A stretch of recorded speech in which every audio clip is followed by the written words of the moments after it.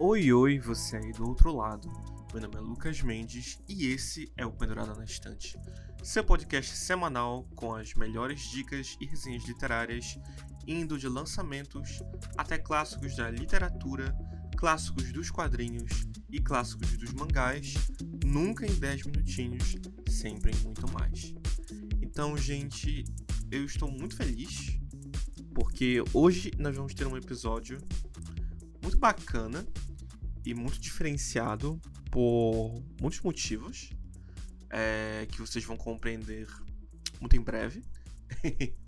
Mas quem me conhece, digamos assim, na vida real, se você faz parte do meu ciclo de amigos, que eu sei que alguns dos ouvintes aqui fazem, fico feliz inclusive por isso. Existe um livro que eu tenho circulado no meu radar e que eu li e que eu posso dizer com muita franqueza e sem medo ou peso na consciência que foi uma das piores coisas que eu li esse ano. Talvez seja a pior coisa que eu li esse ano e talvez seja a pior coisa que eu li o ano inteiro. Talvez seja.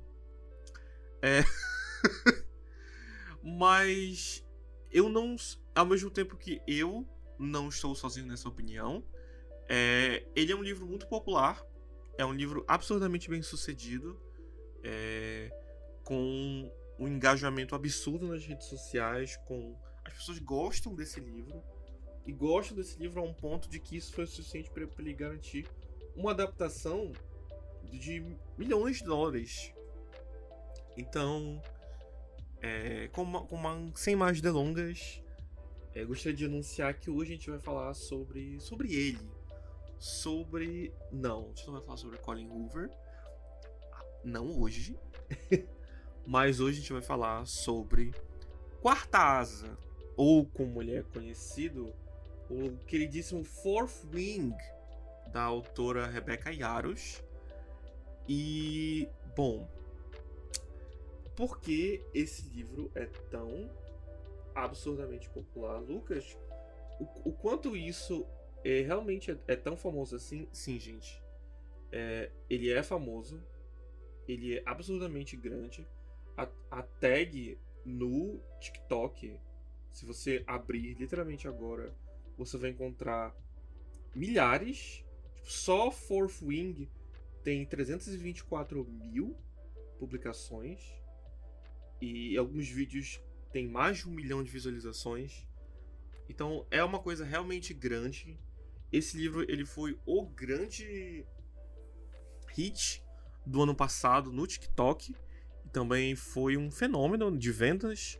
Número 1 no New York Times, foi um best-seller. Tem uma adaptação para Prime Video confirmada, já renovada para a segunda temporada.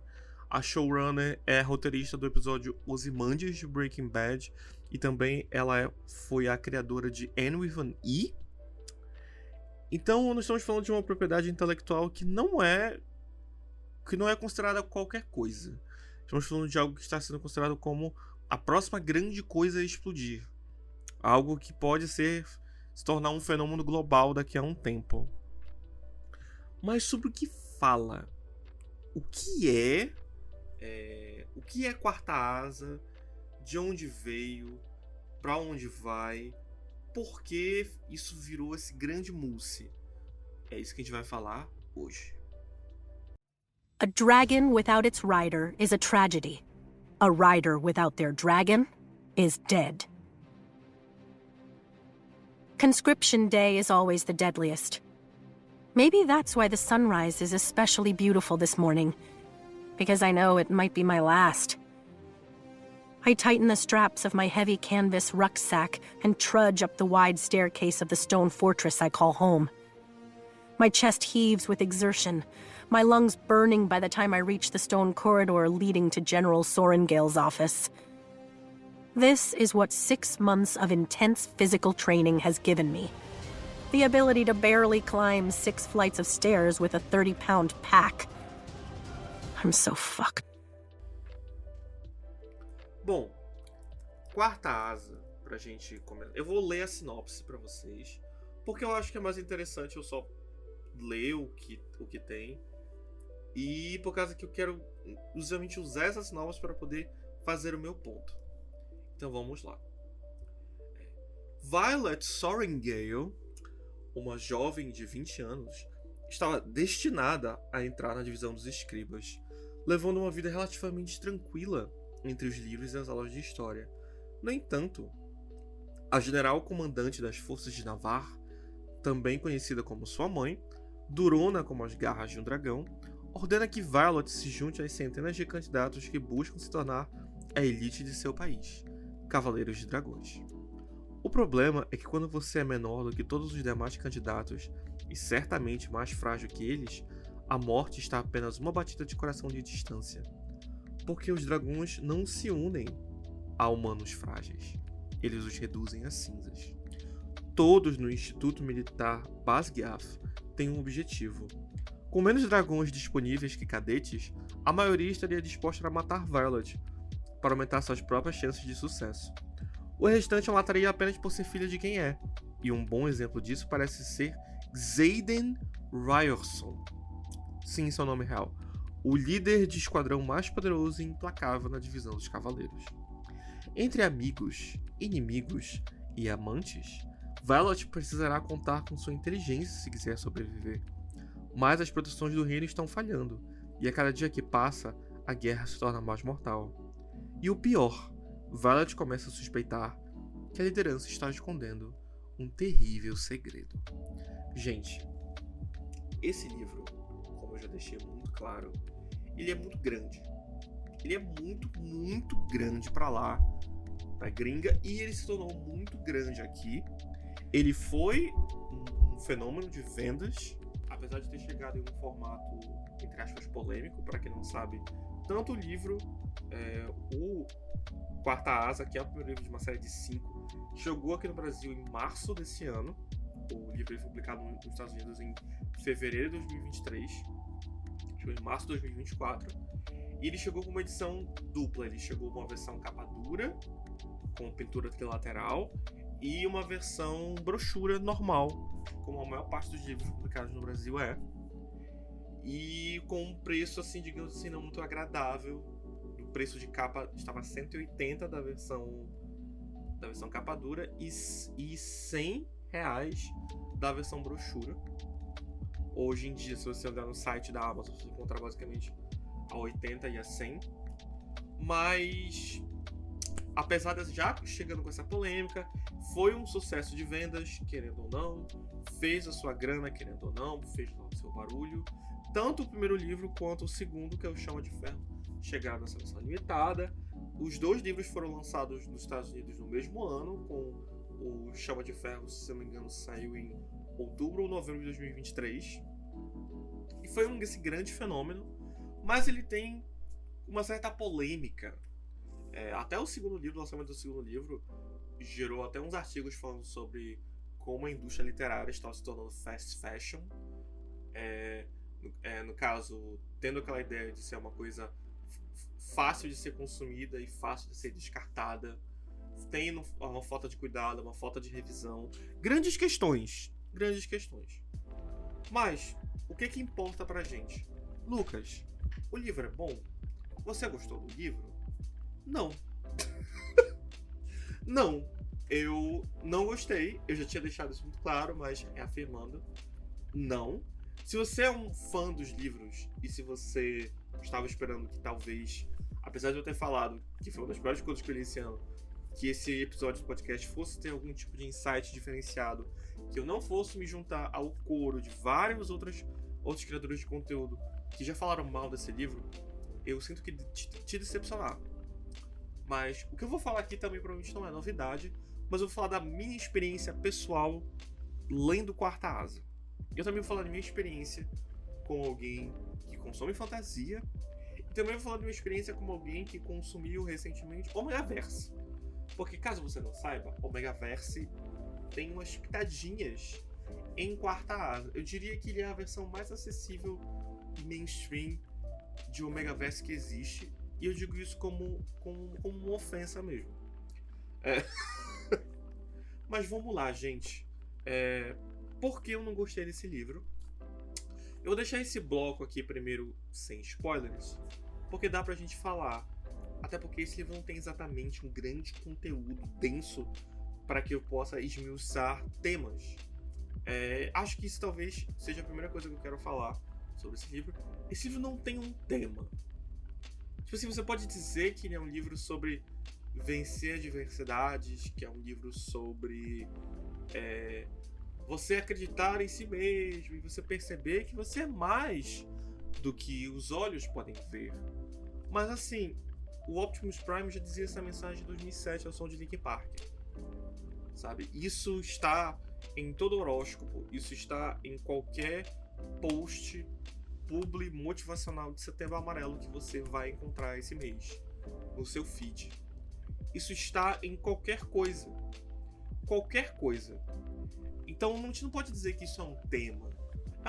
É um livro sobre guerra? Não, porque a guerra não é bem desenvolvida. É um livro sobre dragão?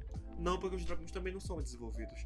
É um livro sobre romance? Não, porque o romance ele é subdesenvolvido. Eu sinto que talvez o grande problema é que esse livro ele foi feito sob medida para ser um sucesso do TikTok. Ele é todas as tropes, todos os clichês listados de forma sistemática, sem medo de ser feliz.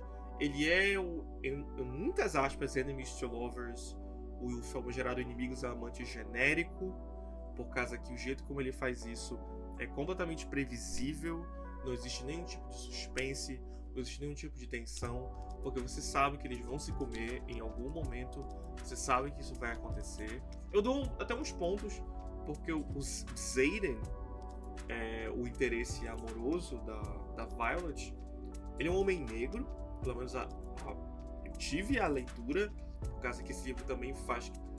Tem aquelas descrições de pele que é tipo assim, tom de oliva, o tom... Mas ele é um homem negro. Pontos pra autora por trazer um pouco de diversidade, embora nós vamos falar sobre diversidade nesse livro, porque eu acho uma palhaçada. Pontos pra ela por ter colocado isso, mas tudo no livro ele parece ser feito e gerado para ser um sucesso comercial. E isso não tem problema. Eu não tenho problema em relação a isso. Uma das coisas muito legais do cinema, livros, são coisas que foram feitas para serem comerciais. Percy Jackson não foi escrito para poder quebrar as barreiras e para poder revolucionar a indústria. Ele foi escrito por causa que o Rick Riordan queria dinheiro, porque ele era bom escrevendo e porque ele tinha um tino para escrever uma história própria. E é nisso que eu quero chegar no ponto desse livro. Esse livro não é uma história própria. Ele é um recorte, ele é vários recortes da mesma coisa. Várias e várias e várias e várias e várias e várias vezes seguidas. Ele se coloca como um new adult, como um livro adulto, mas só porque os personagens têm 20 anos e xingam a cada 2 páginas não quer dizer que eles sejam adultos. Só quer dizer que eles xingam a cada 2 páginas. A autora tenta colocar uns temas mais complexos, ela tenta colocar um tico ali sobre abordagem de abuso, ela tenta colocar ali umas questões sobre capacitismo, ela tenta colocar umas questões sobre guerra, sobre ética na guerra, sobre como a guerra muda você, só que ela faz isso da forma mais superficial possível. Eu, como um viado triste, deprimido, tenho um conhecimento de fanfic que algumas pessoas teriam vergonha de ter, mas eu não tenho. E eu já li muitas fanfics com mais cuidado, carinho e desejo de ser uma obra que se destaque mais bem escritas do que esse livro. A construção desse mundo é uma palhaçada. É limitada, ela acontece em cenas longas de exposição que se contradizem depois de um tempo, como a gente vai chegar também nessa parte. O jeito como o livro faz foreshadowing é patético,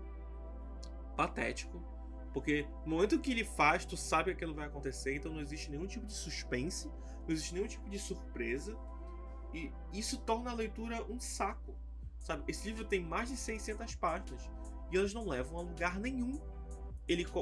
A protagonista, ela só se torna basicamente essa grande pessoa especial, porque ela é a protagonista, porque ela tem cabelo prateado, porque apesar dela ter anemia, ela corre mais rápido que todo mundo. São essas incongruências que não fazem sentido algum e que a autora coloca como se fosse essa grande revolução da fantasia. E, gente, isso não é. Isso não é, sabe? Não existe elogio do Christopher Paolini, o autor Jericho, que você compre e coloque na sua capa, que vai fazer a sua fantasia de dragão ser uma fantasia decente. Porque não é. Não é, cara. Isso me irrita muito, porque parece que o negócio não passou nem por uma revisão básica. Parece que não tem uma boa vontade. A protagonista, a Violet, ela é insuportável. Ela passa o tempo inteiro julgando todo mundo que tá ao redor dela, e todo o ponto de vista dela é ela falando sobre o quanto ela quer dar, o quanto ela odeia todo mundo, o quanto ela secretamente é melhor do que todo mundo, e o quanto ela, na verdade, ela é meio insegura, sabe? Ela parece aqueles posts que tiravam sarro daquele boom das protagonistas de YA, de jovem adulto distópico, sabe? Todas elas eram uma versão diet da Katniss. Todas elas tinham... Todos os universos, eles eram versões genéricas de Jogos Vorazes. Eles tentavam toda hora capturar a mesma energia de Jogos Vorazes, sabe? Alguns com mais sucesso, outros não, outros tentavam se afastar, mas sempre era da mesma forma, era sempre da coisa chata, era sempre aquela coisa repetitiva, era sempre aquela coisa sem graça, era sempre isso. E esse livro não escapa disso. Eu, na verdade, eu acho que ele é até um pouco pior. Sabe, eu vou fazer uma meia-culpa aqui. Eu já li Sarah J. Maas. Se você não sabe quem é Sarah J. Maas, porque você não está incluso na bolha do BookTok ou do BookTwitter, ou você não vê a lista dos mais vendidos, Sarah J. Maas é uma autora de fantasia também, e ela é muito mais conhecida pela série Trono de Vidro, mas especialmente pela série Corte de Espinhos e Rosas. Corte de Espinhos e Rosas é muito alvo de chacota, e sendo muito sincero, com razão, por muitos motivos. Mas eu preciso ser muito, muito sincero aqui. Até Corte de Espinhos e Rosas tem uma construção melhor. Até Corte de Espinhos e Rosas, que eu considero uma versão de fantasia de uma novela da Glória Pérez. Quando eu falo novela da Glória Pérez, eu não quero dizer o clone. Eu quero dizer pós-Salve Jorge. Sabe? É aquele negócio subterrâneo.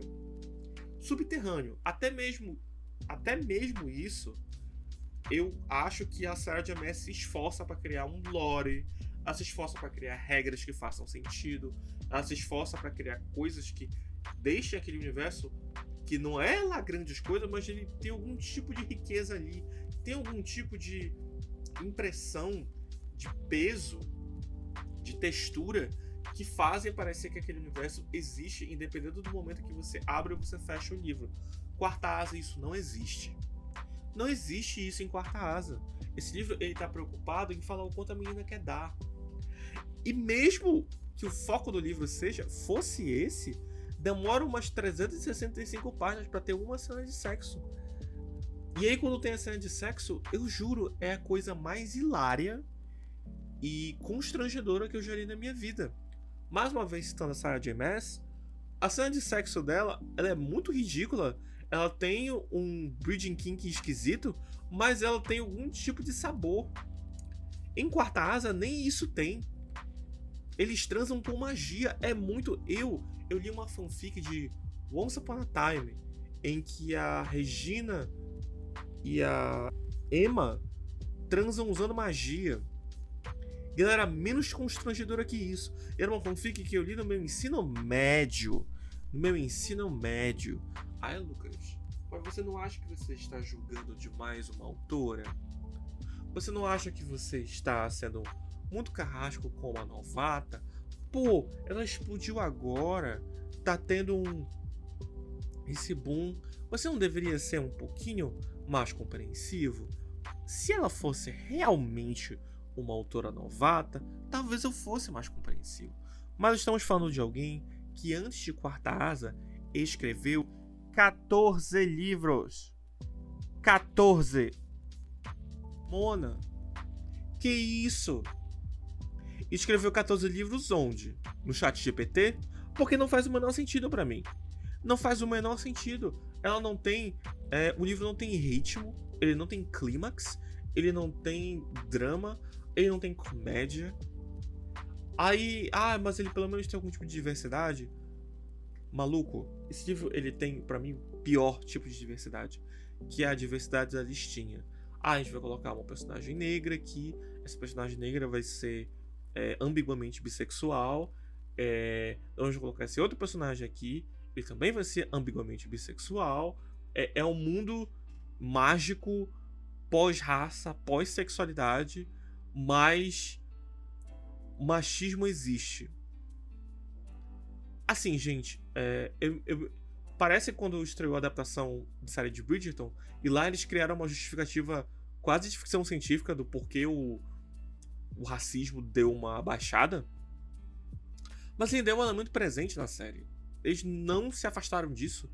Eles até mergulham isso na minissérie que foca na Rainha Charlotte, que é muito boa, por sinal. Mas aqui é como se ela tentasse fazer uma coisa tipo, é um universo pós isso, sabe? Mas ela meio que só recicla temas, sabe? Não é igual Star Trek, em que a proposta é realmente ser o futuro da humanidade, onde a gente pode analisar esses conflitos na frente, vendo como eles foram construídos atrás. Não! Porque nem conflito direito tem. Perdão, ela cria um personagem bullying que ele é irrelevante. Ele é irrelevante. Ele existe para ser um pico de tensão, porque ela nem se preocupa em criar tensão para a história dela. Ela nem se preocupa em trazer alguma coisa. Como é que isso vai render 5 livros? É uma série planejada de 5 livros, talvez mais. Como? Eu não faço a menor ideia.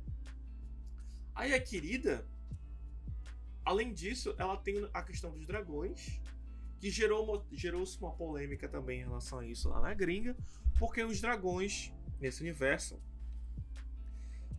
eles têm nomes gaélicos, e ela já admitiu que eles só têm nomes gaélicos porque ela achou a aesthetic legal. Não existe nenhum tipo de preocupação em termos de cultura, em que isso adiciona mitologia, o que isso quer dizer, o que isso vai afetar. Não existe. Não existe. Não existe. Gente, isso é porquice.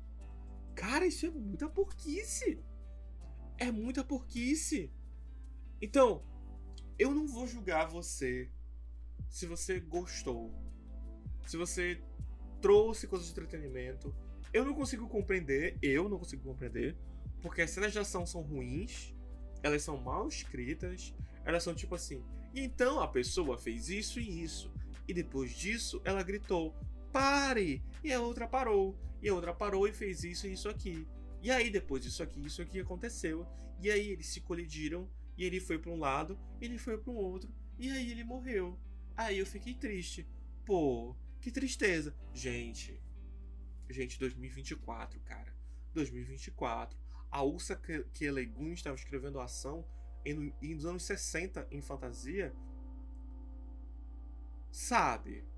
Senhor dos Anéis é dos anos 40, Mona. Pelo amor de Deus, vamos ter um referencial.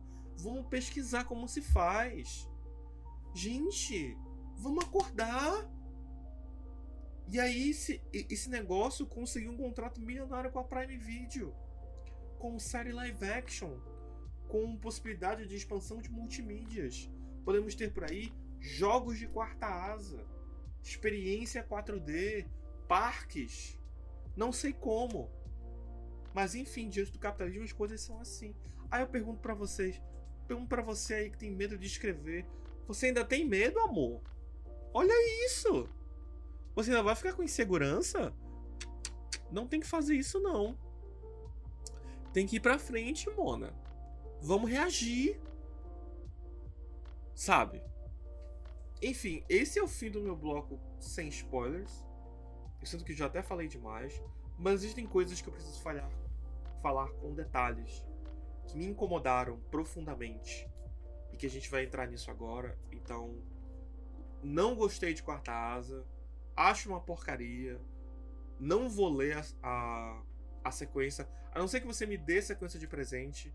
Você é meu amigo, você é ouvinte, você quer me ouvir falando mal desse livro horrível, quer que eu leia a continuação, me manda que eu leio.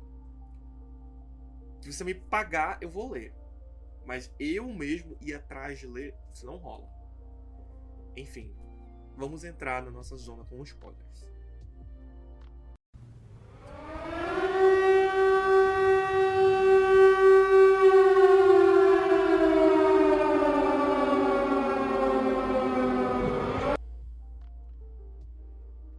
Então, galera, vamos lá. Esse livro é ridículo. Ele tem provavelmente duas coisas que são as coisas pra mim. Três coisas que eu acho que são as piores coisas dele. A primeira coisa é quando a gente tem a seleção dos dragões, que a Violet, antes disso, tem toda uma cena dela defendendo um dragão pequeno, que é uma dragoa, na verdade. Que o bullying tava tentando matar a dragoa, que é o menino psicopata aleatório, que é o Jack, creio eu. Jack Barlow, sim. Que ele fica tipo, vamos matar essa dragoa porque ela é fraca e temos que mostrar que só os fortes sobrevivem. Aí ela vai defender a menina, vai defender a dragoazinha, consegue salvar a dragoazinha, beleza. E aí tem a grande cerimônia, e aí a Violet, por ser protagonista, ela chama a atenção do Tern. Provavelmente estou fazendo a pronúncia errada, perdão. Esse dragão gigantesco, super poderoso, que convenientemente ele é o parceiro amoroso do dragão, da dragoa do Ryerson, do Xaden. E aí e pela primeira vez na história ela se afeiçoa, cria-se essa ligação, essa conexão sobrenatural com o Tern e também com a Andara, que é aquele dragãozinho menor amarelo. Então ela ganha dois poderes especiais super incríveis, que ela basicamente vira o Electro, ela tem poder de produzir eletricidade e ela consegue parar o tempo, que é usado das formas mais convenientemente possíveis. Não tem nenhuma consequência direito para a história e é tão triste porque tu podia ajudar. De novo, eu não acredito que estou dizendo isso, mas até a Sarah J. Maas no primeiro livro, no segundo também, com os Espinhos e Rosas, a Feyre, ela tinha um arco, ela tinha um certo crescimento. A Violet, ela dá as coisas pra ela. Ela tem um negocinho que quando ela tem a parte das lutas, que ela vai envenenando os inimigos dela, que ela vai pegando quem vai lutar com ela e envenena a pessoa antes, pra ela poder derrotar mais fácil.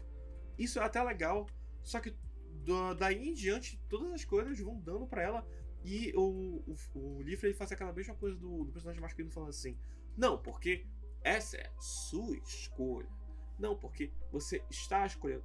Cara, se você precisa ficar fazendo validação masculina toda hora pra dizer que a mulher tem escolha, será que ela realmente tem tanta escolha assim? Complicado, né?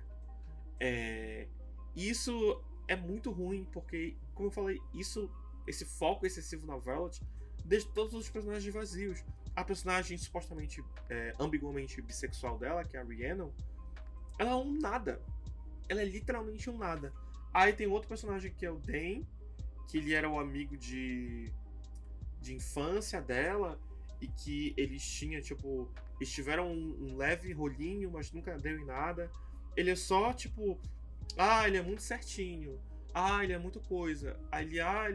Ele faz tudo pra manter as regras. Mas quando se trata de você, Violet, ele está disposto a quebrar. Aí depois, mas na verdade ele quebrou. Que pena. Na verdade, e ela fica tipo assim, como assim? Esse cara que a minha vida inteira sempre foi obcecado em seguir qualquer tipo de regra, não importava se a consequência, não quebrou elas por mim. Eu odeio ele. Gente, o que é isso, sabe? Quinta série? Primeiro ano B? Gente, pelo amor de Deus. E aí o livro fica, e isso eu estou espiralando só da primeira coisa que eu odeio, que é essa facilidade ridícula que as coisas ficam acontecendo para Violet, que não existe nenhum tipo de tensão, não existe nenhum tipo de suspense em relação a isso. A outra coisa que eu odeio, ela vai se ligar com o final do livro, que é a grande reviravolta, por causa que o livro, eles estão em guerra com uma outra nação, que eu esqueci agora o nome, e também não importa, que eles usam grifos. Eles estão em guerra com os grifos, oh meu Deus, eles são muito cruéis, eles são muito malignos, oh meu Deus, como é muito triste isso, cara, meu Deus, isso é muito pesado. Beleza. E aí eles revelam que, oh meu Deus, na verdade, os grifos não são os vilões, eles são uma nação aliada, e os vilões, na verdade, são o governo de Navarre, que está escondendo que esse tempo inteiro tem esses monstros, essas criaturas chamadas Venin, que são muito mortais, galera. Tenham medo. Eles são controlados por bruxos. E aí, esses bruxos têm essas adagas envenenadas. E fica nessa palhaçada. E eles, na verdade, o governo e os Venin são os verdadeiros grandes vilões. E na verdade, isso tudo é uma grande revolução. Por causa que tem todo um negócio que o Zayden, ele é filho de um ex-general que fez uma rebelião contra o governo de Navarre. Essa rebelião foi sufocada, ele foi morto. E os filhos dos caras que participaram na rebelião foram basicamente condenados a serem cavaleiros de dragão. Porque se eles morressem, eles eliminam a chip ruim, e se eles sobrevivessem, eles estão eternamente juramentados a trabalhar pro governo, sabe? Então, meio que não existe derrota para eles. Eu preciso dizer o quanto isso é burro. Gente, é tanta coisa sem nexo, sem alma, sem nenhum tipo de preocupação em construção, em ambientação, em nada. Nada. São só palavras jogadas ao vento, misturadas com clichês, feitos sob medida, feitos perfeitamente ali para serem consumidos, para que você engula, para que você diga sim, obrigado, can I have some more, sir? Isso me irrita, cara. Sabe, a gente tá num momento onde a gente tá vendo tudo que tá acontecendo em relação não só ao mercado editorial brasileiro, como eu falei no episódio de Reino do Amanhã, mas em relação a gente voltar a ler, a gente voltar a ter curiosidade no mundo. E não existe nada mais prazeroso do que a gente encontra com a fantasia que desperte esse senso de maravilhamento ou esse senso de horror. Isso é um livro que não me desperta nada além de raiva, porque tudo que ele quer fazer, ele faz de forma ruim, ele faz de forma derivativa, ele faz de forma quase cínica, sabe? Ele não acredita na própria premissa, sabe? Tem um personagem não binário no livro que ele só aparece pra ser sassy, pra dizer uma tirada cômica, pra falar os pronomes de Lu, e desaparece. Eu não sei a personalidade de Lu, eu não sei o que Lu quer, eu não sei o que Lu sonha, eu não sei o que Lu faz. Por que tem esse personagem aqui? Por que eu preciso dele? Por que esse personagem tá aqui? Todos os relacionamentos, eles são mal cozidos, eles não têm nenhum tipo de coisa. As cenas de sexo com os raios saindo da Violet enquanto ela goza, porque o pau do cara tem que ser essa coisa monumental, e quando ele mexe sai raio. Gente, que isso? O que é isso, cara? Eu não tenho nada contra sexo em livro, gente. Acho uma delícia.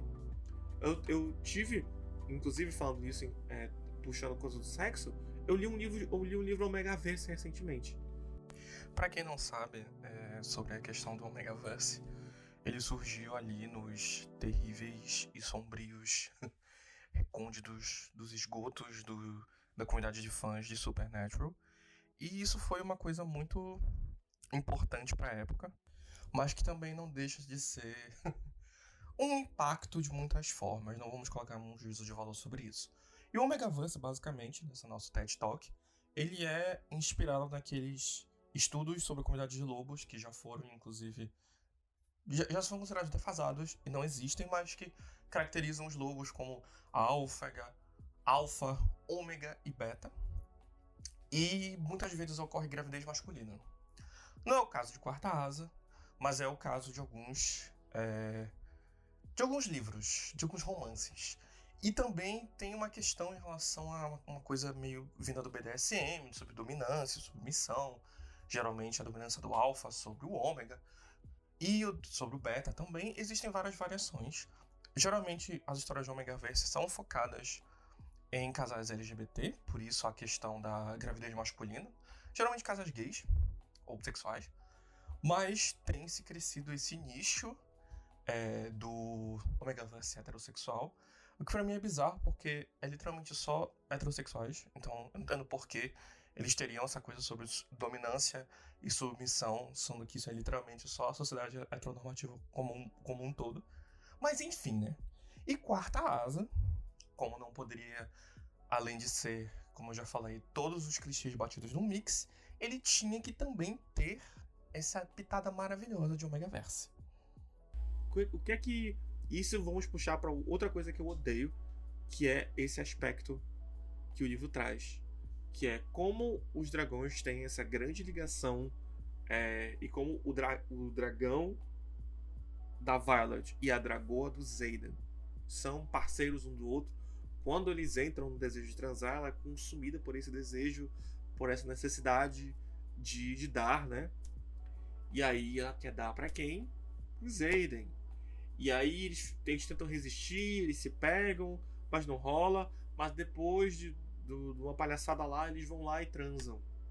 Porque os dragões também estão transando. Gente, pra quê? Aí ela fica falando que ela fica ouvindo os rugidos do dragão enquanto eles estão lá. Aí tem que, ai meu Deus, tem que fechar a ligação psíquica. Oh meu Deus, mas o desejo é tão grande que quando a gente faz é como se eu sentisse. Gente, não. Não. Você vai me fazer ler uma cena de sexo ruim e você ainda vai me meter esse tipo de palhaçada mal escrita. Cara, o Omegaverse que eu li, Wolfsong, inclusive tô pensando em trazer ele até aqui pro podcast. Ele demora umas 400 páginas pra ter uma cena de sexo, mas quando tem, eu estava de pernas bambas e à beira das lágrimas, porque é uma cena muito bonita, apesar de ser muito explícita, porque existe uma construção absurda de anos dentro do livro para que ela aconteça. Existe uma preparação maravilhosa, existe um anseio ali. Enquanto que no livro ela fica tipo assim, ai, como ele é gostoso. Ai, como eu sou pequenininha. Ai, como meus seios são pequenos. Porque eu não sou como as outras garotas, sabe? Eu escuto Cockrell Twins. Mona, ai, meu cabelo é tão prateadinho. Sério, é desgastante. Desgastante ter que ler um livro que não respeita nenhum próprio mapa. É desgastante ter que ler um livro que não sabe retratar nada. Absolutamente nada. Eu não tô fazendo nem juízo de valor em relação a Rebecca Yarros. Caso vocês não saibam, ela tem uma cota relativa de polêmicas em relação a ela. Podem ir atrás disso se vocês quiserem. Estou falando somente do trabalho dela. E o trabalho dela é porco nesse livro aqui. Que provavelmente vai ser o único livro que eu vou ter contato com ela, a não ser que você me odeie e me mande o livro pra minha casa. A continuação, no caso de Quarta Asa. Eu espero, do fundo do meu coração, que a adaptação que eles estão fazendo mude tudo que eles puderem mudar. E talvez criem uma história decente. Talvez eles parem com essa diversidade performática e criem uma história que seja genuinamente preocupada em abordar esse tipo de tema. Talvez eles possam trazer a questão da academia militar, de como a guerra muda uma geração, de como todas essas coisas afetam a vida das pessoas e abordem isso de uma forma que seja genuinamente interessante. Talvez. Enquanto isso, o que a gente sobra é isso aqui. Uma leitura barata, mal feita, que não se preocupa em manter nenhum tipo de padrão de qualidade, chata, maçante, ridícula e burra. É um livro burro, é um livro que consome você, nem para ser como um absinto. Pelo menos o absinto, ao destruir literalmente os teus neurônios, te dá uma sensação absurda de prazer. O único prazer que eu tive com esse livro era pensar em como eu iria montar o meu episódio para falar mal dele, porque é só isso que ele me oferece. Bom, gente, esse foi o episódio de hoje. Desculpa, talvez, pela vibe um pouco mais agressiva. Eu estou relativamente cansado. A vida não tem sido muito fácil. Mas a gente tá aqui, a gente vai na luta. Enfim, eu consegui gravar esse episódio. Enfim, ele está saindo, estou feliz por isso. Então eu queria agradecer a todo mundo que animou eu falar dessa bomba desse livro. Agradecer a todo mundo que estava aqui comigo. E agradecer também a todo mundo que continua dando seu apoio para que esse podcast exista, para que esse podcast continue ativo. Muito obrigado aos ouvintes. Isso foi Quarta Asa.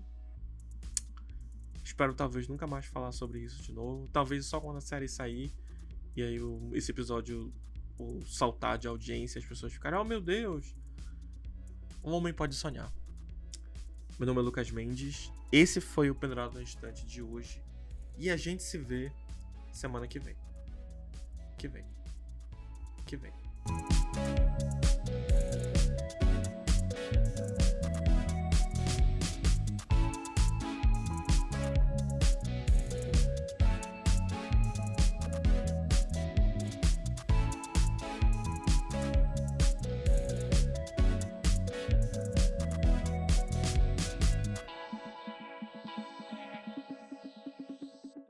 やめてください。